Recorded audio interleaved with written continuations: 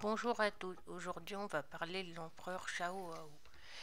Il y a un peu plus de 10 000 ans, Shaohao devint l'empereur de la Pandarie. Conformément à la tradition, il consulta le grand oracle Jinzhou.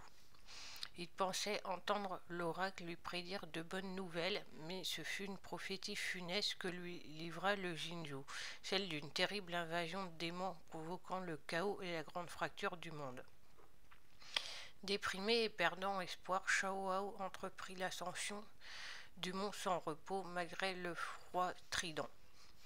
Au sommet, l'empereur trouva Yulon, l'esprit de la sagesse, qui l'insista à se défaire de ses fardeaux, puis à purifier son esprit des énergies négatives afin de ne faire qu'un avec la terre.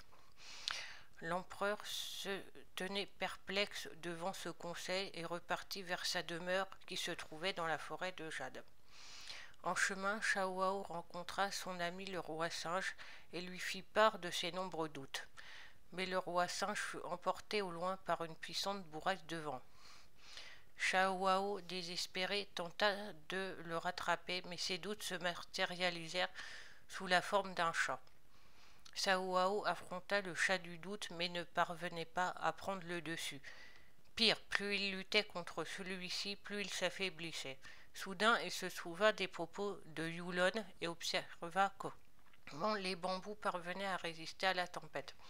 Shaohao arrêta alors de lutter et le chat du doute se mit à disparaître.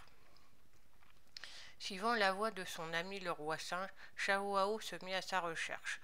Dans sa hâte et sa précipitation, il trébucha et tomba dans les marécages des étendues sauvages de Grassarong.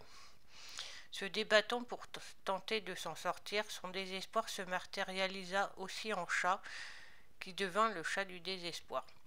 Alors Shiji, la grue, apparut et lui permit d'ouvrir les yeux. Shaohao parvint alors à sortir du marécage et à retrouver espoir.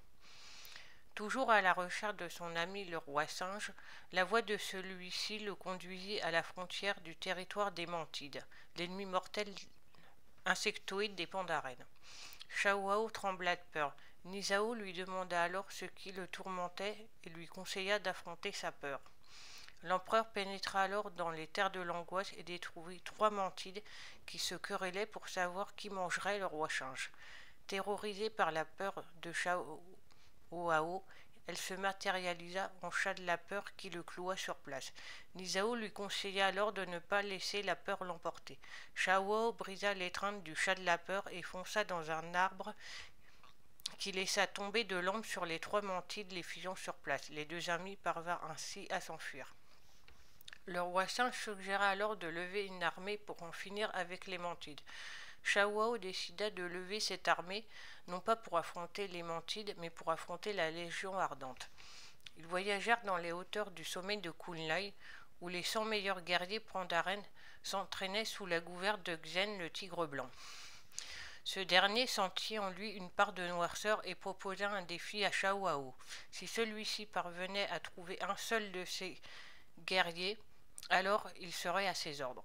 L'empereur tenta en vain d'en toucher un, mais n'y parvint pas, ce qui le fit entrer dans une colère tellement noire qu'il libéra le chat de la colère, le chat de la violence et le chat de la haine.